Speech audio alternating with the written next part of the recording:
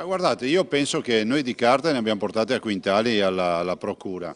e se non ricordo male la segnalazione deve essere arrivata a maggio di quell'anno 2013 dall'Istituto Superiore della Sanità e già a luglio avevamo le prime segnalazioni alla Procura. Siamo quelli che hanno messo i limiti ai FAS e siamo gli unici ancora oggi, tutt'oggi in Italia, ad essere l'unica regione che limita i FAS. Abbiamo portato le batterie di filtraggio dell'acqua, quindi l'acqua che esce dai rubinetti è pulita e sappiamo che bisogna indagare fino in fondo. Abbiamo fatto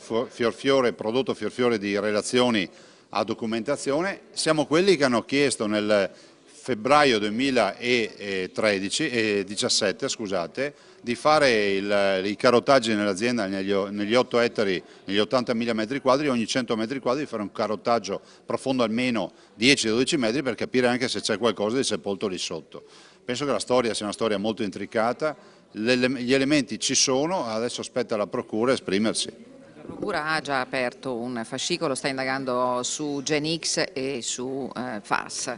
Qualcuno della Regione è stato chiamato? Ma guardi, penso che quelli della Regione, cioè i nostri tecnici, siano assolutamente in contatto con la Procura, con i carabinieri del NOE e con tutte le realtà, visto e considerato che siamo gli unici in Italia